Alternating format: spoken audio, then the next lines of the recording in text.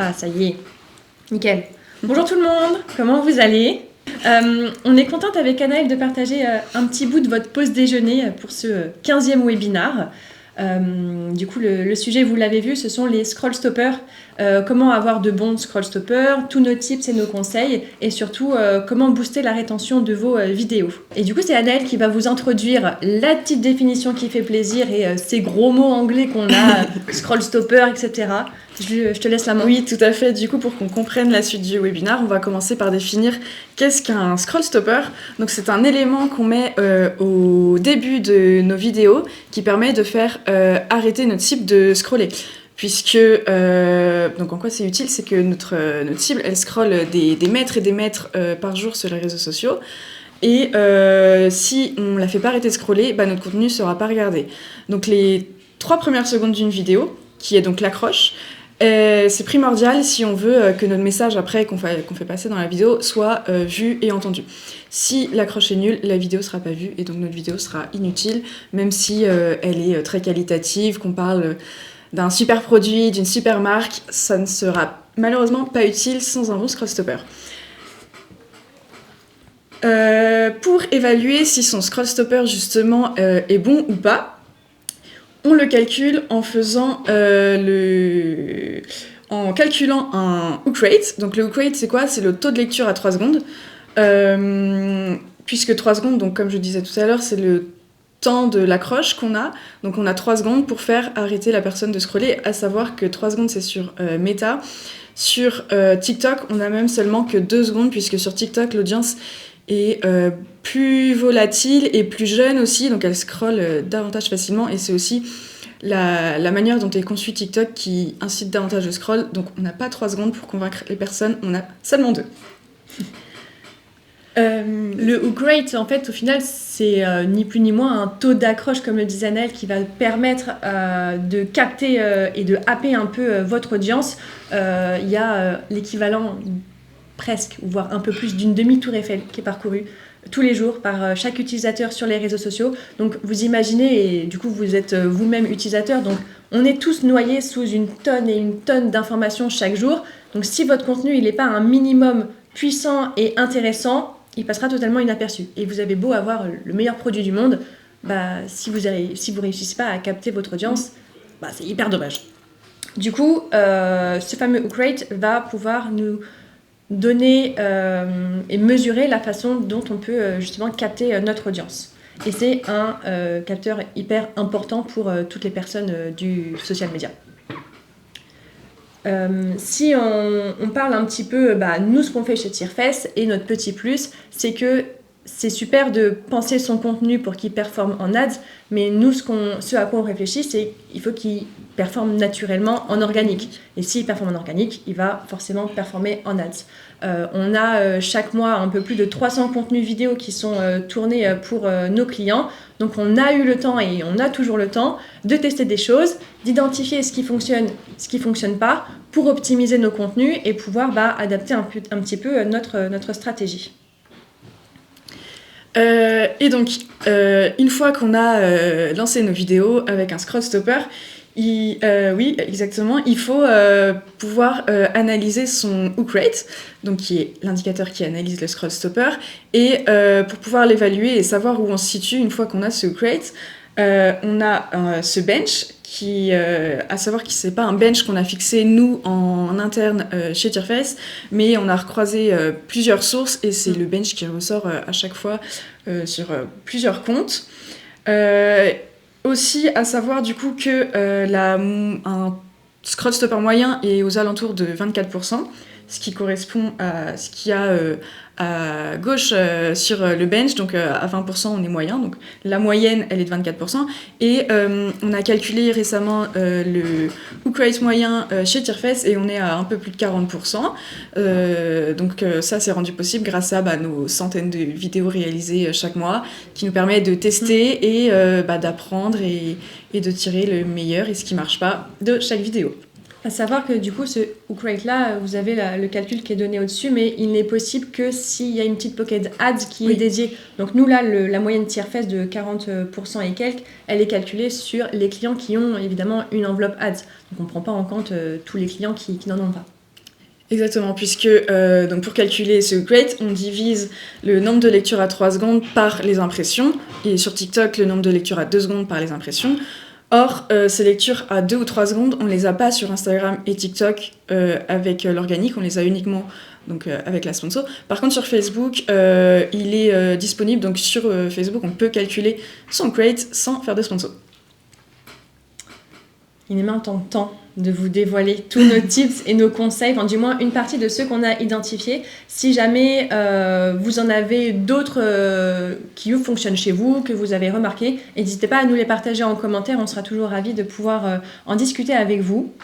Donc, le premier, on l'a intitulé Curiosité, parce que pour attiser la curiosité des lecteurs et de l'audience, on a par exemple ces deux contenus-là, qui ont été réalisés pour Lustre à gauche et Armor Délices à droite. Sur celui de Lustre, donc qui commence maintenant, on a un écran qui nous dit on reproduit la recette de. Et du coup, on identifie très clairement, grâce à un passage de l'épisode en question, ne me demandez pas lesquels, j'en ai franchement aucune idée, on reconnaît que ce sont les Simpsons, emblématiques de la culture pop.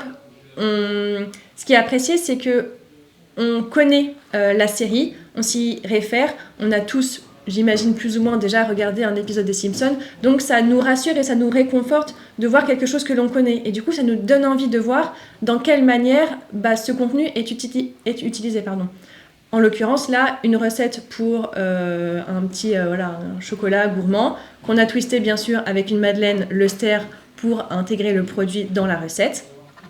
Et à droite, on a un contenu pour Armor Délices qui commence maintenant, avec donc un écran flouté où on a écrit attention, contenu sensible peut heurter la sensibilité de l'audience, etc. Et je pense qu'on se reconnaît tous étant petits, quand nos parents nous disaient ne fais pas ça, qu'est-ce qu'on a envie de faire ? Et on le fait, voilà. C'est de la provocation, on est tous confrontés à ça. Quand on nous dit de ne pas faire quelque chose, on a envie de le faire. Donc là, on nous dit ne regardez pas ce contenu, forcément, on a envie d'aller jusqu'au bout. Et au final, on se rend compte qu'on a une super belle madeleine pure beurre, donc Armor Délices, qui est trempée dans un chocolat hyper lisse. On a quelque chose de très gourmand, de très satisfaisant.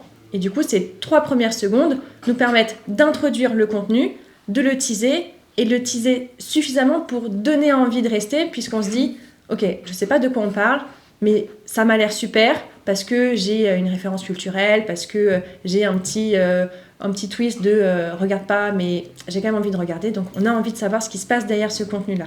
Et c'est ça qui est hyper intéressant dans le fait d'introduire les publications. Vous avez le détail pour toutes les slides qu'on va vous donner sur le hook rate et le nombre d'impressions que ça a généré.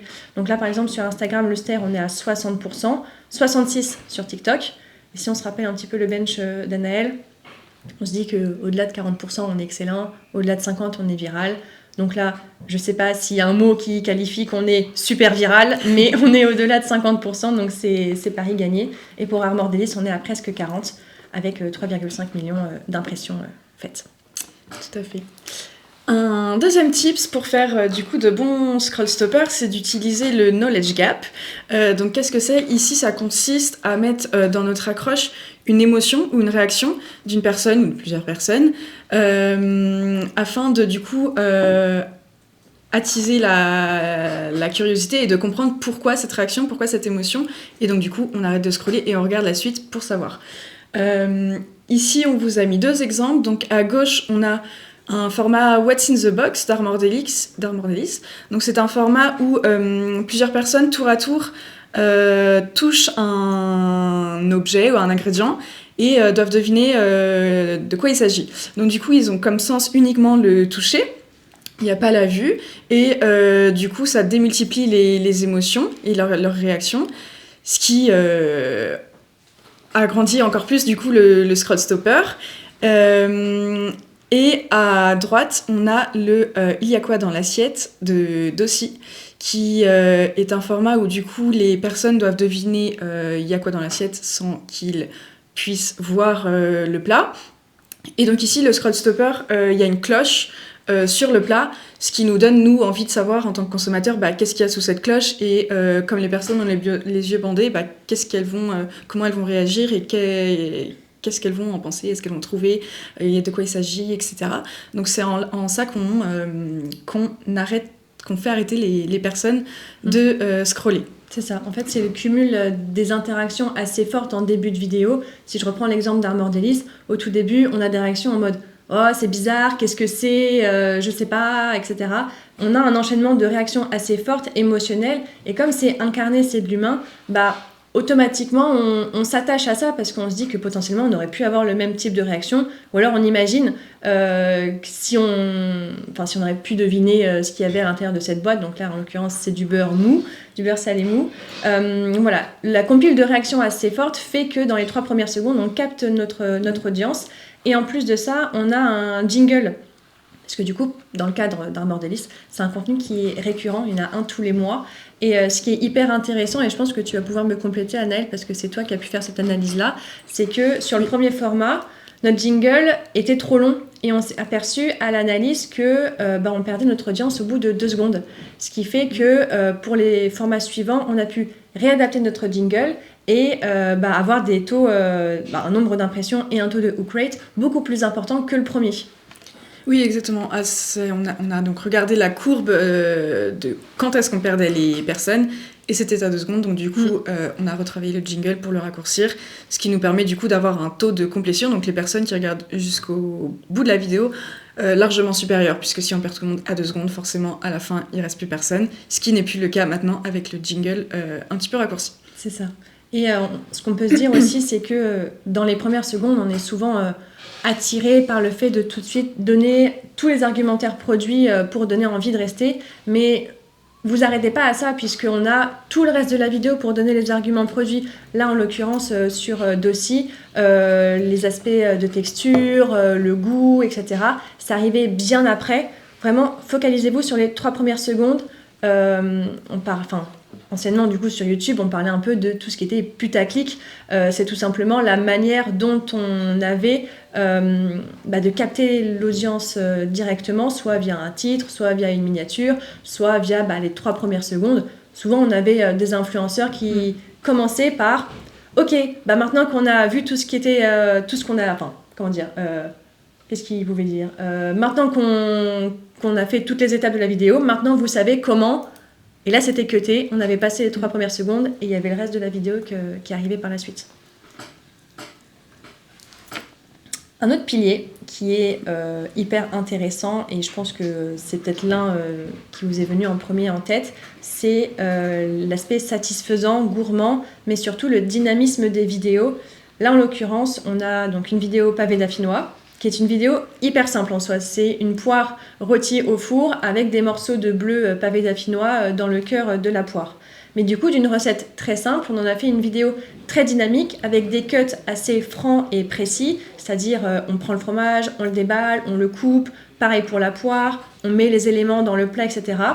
On a une vidéo qui donne envie, qui est dynamique dès le début et on a envie de voir le résultat final. Comme pour MBA donc à droite, on a, ça c'est le début de la vidéo, on a une pièce de viande qui est hyper juicy, hyper satisfaisante. En plus, il y a le son qu'on a malheureusement pas, mais quand on a cette viande qui est un petit peu écrasée entre les mains, on entend le bruit satisfaisant, donc ça ne fait que décupler nos sens et notre envie de regarder jusqu'à la fin. On a le couteau qui vient racler la croûte, donc voilà, on mise sur tous ces petits aspects, le sound design, la netteté et la précision de la vidéo, pour donner une vidéo dynamique et qualitativement jolie. Là, clairement, on mise sur le gourmand, le satisfaisant et de l'attrayant visuel, quoi. Autre tips, c'est d'utiliser la proposition de valeur. Donc ici, ça consiste à mettre dès le début de la vidéo une grosse proposition de valeur. Ce qui fait que les personnes, quand elles vont voir cette valeur, elles vont se dire oui, je la veux, mais qu'est-ce que je dois faire pour l'obtenir? Et du coup, elles vont regarder la suite de la vidéo pour pouvoir savoir qu'est-ce qu'il faut faire. Donc là, par exemple, on a l'exemple d'Omnicuiseur Vitalisé, qui est une marque qui vend des appareils de cuisson basse température, qui permet de remplacer le grille-pain, le four, les poêles, les casseroles, le micro-ondes, la yaourtière. Toute la cuisine en fait. La machine à pain, exactement, ça remplace toute la cuisine. Et du coup, la proposition de valeur, c'est oublier tous vos ustensiles de cuisine, puisque c'est quelque chose qui prend de la place, qui coûte cher, qui n'est pas forcément beau dans une cuisine, etc. Donc du coup, c'est la proposition de valeur de cet appareil de cuisson, c'est de remplacer tout ça. Et ensuite, dans la vidéo, on expose davantage les autres inconvénients qu'il y a pour la santé avec la cuisson basse température. Tout ça, ça vient ensuite dans la vidéo, mais dans les 3 premières secondes, on met la valeur. C'est ça. Abandonnez tous vos ustensiles et... achetez l'omnicuiseur. Prenez l'omnicuiseur, c'est ça. Autre pilier, on va dire, ou autre scroll stopper, c'est tout ce qui est contenu original, voire qui joue sur les trends. On reconnaît Jeanne à gauche sur Donna. Elle vous a d'ailleurs fait sur les réseaux une explication de comment elle a réussi à adapter cette trend et ce contenu à sa marque et en fonction, bien sûr, des enjeux et des objectifs de la marque. Donc elle vous explique tout. Je ne sais pas si c'est possible de mettre un lien de redirection ou quoi, mais allez voir sur Insta ou sur LinkedIn, la vidéo est dispo. Et à droite, on a une trend incarnée par Lisa. Je sais qu'elle regarde les webinaires en plus. Où on est sur fond vert, on utilise la trend. Il y a l'audio qui va avec et le texte qui est forcément adapté pour le ster en l'occurrence. Il ne faut pas oublier, et c'est quelque chose que Glenn et Jeanne avaient répété aussi dans leur webinaire, c'était le numéro 13 je crois, encore celui d'avant, que les marques sont souvent en retard sur tout ce qui est trend. Donc souvent les marques arrivent trop tard, ce qui fait que l'utilisateur s'est habitué à voir les trends. Il est plus surpris de les voir, ne serait-ce quand on entend le son, on sait quel trend ça va être, donc on est là, moi y compris, et vous je pense aussi. Ok, c'est bon, j'ai déjà vu 40 fois, ça sert à rien de m'attarder dessus. Donc le but, c'est de continuer à surprendre l'audience. Donc là, il y a un travail de veille, de recherche assez quotidienne dans tous les cas, mais surtout un travail de spontanéité et de réactivité pour pouvoir coller le plus rapidement possible à la trend sans attendre 2 mois parce qu'elle se sera forcément essoufflée. Et vous avez beau avoir un superbe scroll stopper, si la trend est passée et que les gens sont habitués à la voir, ils s'arrêteront pas forcément. Jeanne a mis le lien. Nickel, merci Jeanne. Et dernier tips du coup qu'on vous a renseigné pour faire un bon scroll stopper, c'est d'apporter une réponse à un problème, puisque du coup si une personne rencontre un problème dans son quotidien, etc., et qu'elle scrolle, elle voit une vidéo où il y a marqué comment, etc., et que ça correspond à son problème, naturellement la personne va arrêter de scroller et va regarder pour savoir comment résoudre son problème. Donc ici l'exemple qu'on vous a mis c'est avec Magasin Vert. Et au tout début de la vidéo, il y a écrit comment faire du sport avec son chien. Donc ici, du coup, les personnes qui ont un chien et qui veulent faire du sport, forcément, elles vont s'arrêter de scroller et elles vont regarder la vidéo.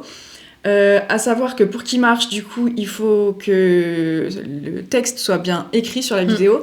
Et on écrit aussi les équipements nécessaires pour l'activité en sous-titres, puisque beaucoup de personnes regardent les vidéos sans le son, donc les sous-titres sont très importants. Aussi, du coup, on n'a pas renseigné ça dans nos slides, mais des autres astuces qui sont très utiles pour faire des bons scroll stoppers. Hyper compliqué à dire ce mot d'affilée. Une fois sur deux. C'est d'utiliser donc les sous-titres, comme on vient de dire, les couleurs contrastées aussi, et d'utiliser l'humain. L'humain arrête davantage le scroll que quand il n'y a pas d'humain. Donc, utilisez ça autant que vous pouvez. Il y a un truc qu'on n'a pas dit aussi, c'est là on parle des scroll stoppers sur les vidéos, mais on peut aussi le faire sur les formats carousel. Sur les carousels, sur ses posts LinkedIn, etc. En soi, tout contenu nécessite un scroll stopper, mais oui, ici dans ce webinaire, on a parlé uniquement des scroll stoppers pour les vidéos. Donc, on a vu comment faire de bons scroll stoppers. Mais qu'est-ce qui se passe après, parce que c'est pas le tout de les publier directement, c'est l'analyse qu'il y a derrière. Exactement, donc une fois qu'on a publié ces vidéos avec un scroll stopper, il faut en tirer les conclusions qu'il y a à en tirer, donc il faut l'analyser, donc déjà calculer son weight, regarder par rapport au bench où il se situe. S'il est trop bas, regardez à quel moment ça pêche et à quel moment les personnes partent, en tirer les conclusions par rapport à qu'est-ce qui se passe dans cette vidéo à cette seconde-là, et adapter du coup la vidéo dans ce sens. Il n'y a pas besoin de refaire toute la vidéo, mais seulement du coup le moment où les personnes partent. Comme on a pu le faire avec le jingle d'Armor Dailies par le exemple. What's in the Box, Ouais. exactement.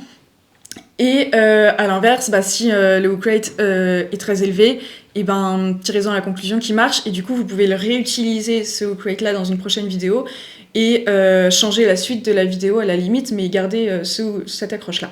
C'est ça.